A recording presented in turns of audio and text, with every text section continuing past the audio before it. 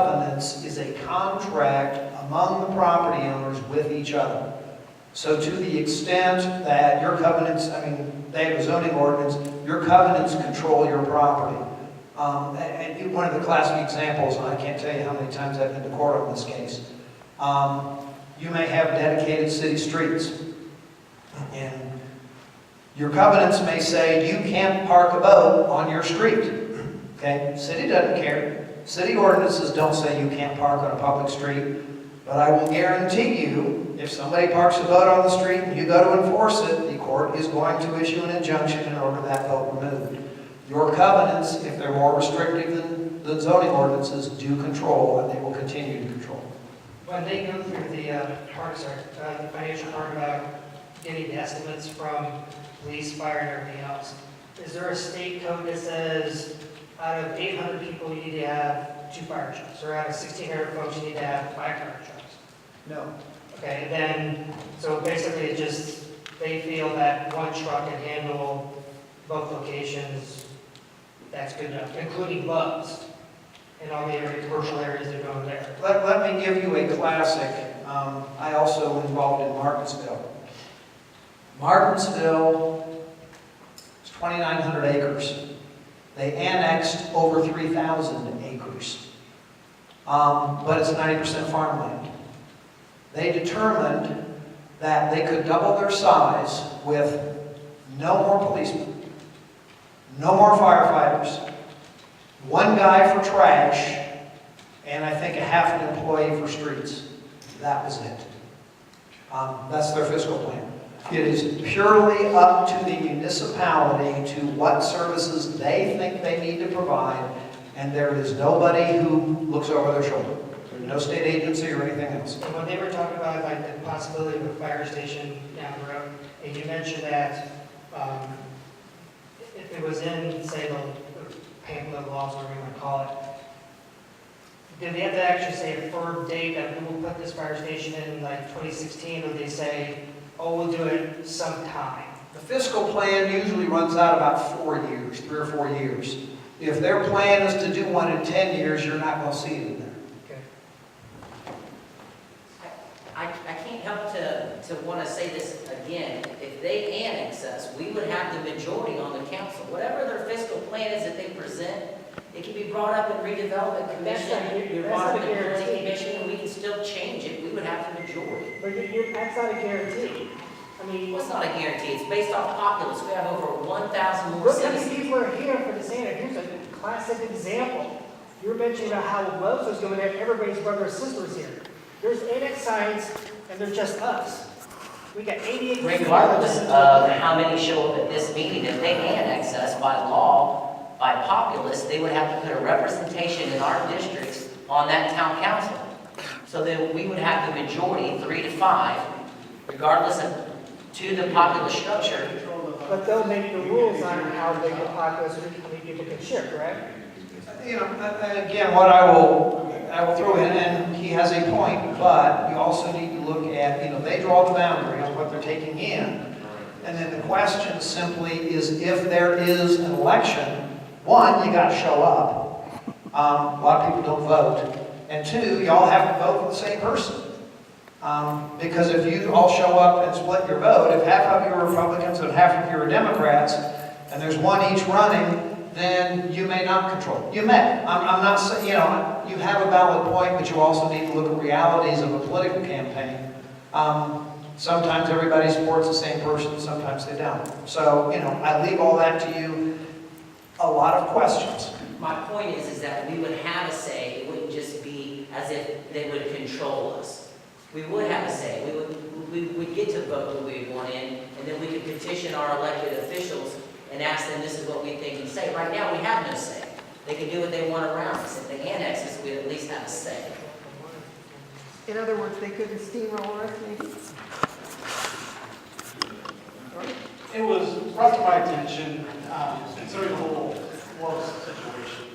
And don't get me wrong, I didn't want Love's here anymore than anybody else did. But it was mentioned to me that because of the way that property was zoned, DB Manning sold that to Love's. And because of that zoning, people's didn't have any say in whether or not Ingles was allowed to go in.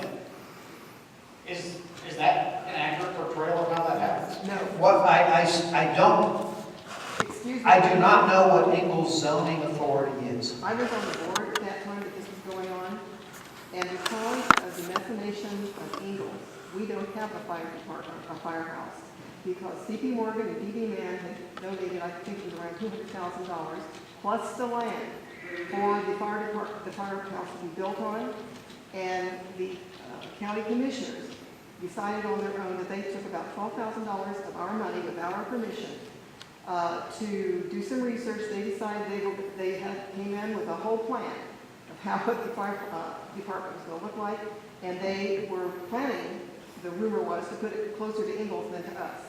And when B.B. Mann and C.P. Morgan found out about it, they went and got court orders to stop all of that, and I think they took their money back. So that's why we don't have a fire department, and this is only some of the stuff that Ingalls told. What I can't answer for you simply because I haven't looked, and it's questions you need to ask. Municipalities have zoning authority, but not all of them do. Counties have zoning authority. Oftentimes, you will have a municipality that will have what's called the 2-mile buffer. And that is, they zone within the municipality and 2 miles around. But that doesn't apply in every case. I simply don't know what Ingalls zoning authority is and how far it extends. Those are questions, you probably need to ask. I just simply am not aware one way or the other. Just to get to the point that I was making on that is, if what I was told is accurate, and at this point we don't know, it would seem feasible that even if we are in total control of Ingalls Council, if property is zoned a certain way and we don't have the authority to change it, we're still not going to be able to control what goes in there because D.B. Mann is going to sell it to whoever's going to pay the most. So I guess that's the question I have is that valid or not? And obviously you don't know, but I guess we need to find out. Well, when this land was first developed by our county commissioners, it's a PUD, and it was called Summerbrook. And the big idea was that this out by the interstate was going to be commercial development, and they were going to develop that first, and then they were going to build these housing additions that would come along afterwards. Well, the commercial development didn't happen first.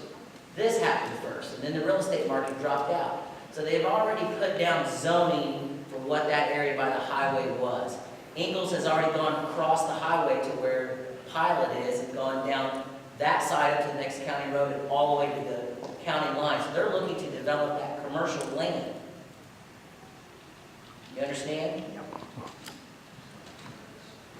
So we're either, yes it does, it's already been determined, it's already zoned to be commercial.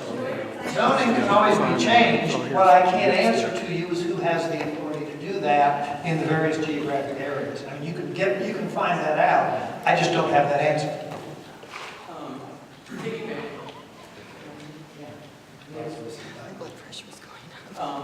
Anyway, piggybacking on what Dennis is saying, that's why it'll be very important to read the plan that they put together to see whether they're districted.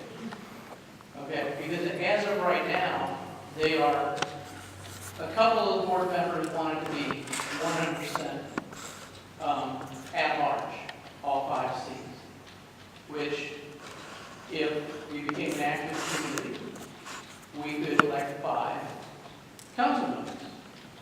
But at the very least, if they do district, then we will have 2. And it won't matter whether it's a Republican or a Democrat, it'll be How would 2. that too?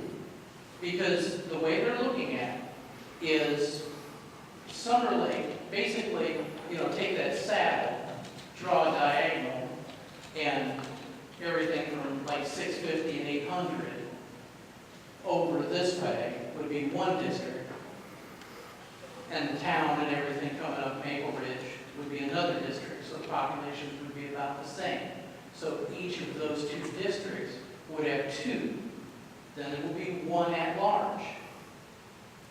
So again, if we want to control things, we have to be an active community and get out there and take that 3rd spot. Remember, there's 6 square miles here unannexed. Yeah. They're not even talking a year ago, they were saying, let's annex that first, we're always gonna get something. Yeah. And that changed. And one other thing to consider, and again, I'm just throwing in considerations, it depends on the timing of the annexation. Because if, I don't know what, if they run on the odd cycle like we do in Indianapolis or when they run, but if they happen to annex you, and the annexation takes effect right after an election, the districts are for the election following that, which is probably 4 years later. Right. One of the, there are a couple of dates that are in play here, okay? The Ingalls Town Council, the ones that are in favor of it, the three that are in favor of it, want to get it done before March 1st for the tax date, okay? The ones that are against it are trying to delay it beyond August 1st. Once it goes, because 2 seats are for election this year. If they On can their town council. on their town council. If they can elect the next one, okay, if they can wait till after August 1st, it's too late to get on. So therefore, we will have no representation on that council for 3 years, at least, depending on how the district and which ones come up. So, Is that true? you know, Yeah, they don't, when you're annexed, there's not a special election. yeah, It's whenever seats next come up in the cycle. It'd be 2018 election, and And then 2019. Well, that's remember, why- Ingalls is very afraid of us doing exactly what we're talking about. yeah, and that's Very. exactly why certain town council members are, you know, putting the kibosh on this, they're trying to slow it down for that very reason. If we self-annex before that, then we would have a say, we would have representation quicker. We've got, yeah, but we've got, you know, if we're going to be annexed, and I made this abundantly clear, I'm Ron Van Dusen, by the way, if anybody doesn't know, good to meet you. You know, my feeling has always been, I just want to be left alone, I'd love to be Summerlake, Indiana, you know, whatever. But I don't see that happening. And so if we're going to, if we really want any say at all in what goes on around here, I feel as though we're inextricably linked with Ingalls. So it's, you know, it's one of the, it's a two-edged sword. It's which edge do you want to get whacked with? So the town council election is next August? This year. This year is This 2 year. seats. 3 next year. This November is 2 seats, next November is 3 seats. I just wanted to clarify, and see if I did understand, all these years, since 2006, when they had to sign out the signs for sale, for retail, multi-family housing, and whatever else. But that particular thing can be changed. It doesn't, we're not locked into what those signs said all these years. Zoning ordinances can be changed any time by the entity that has zoning authority. Yeah. I don't know who that is right now. I don't,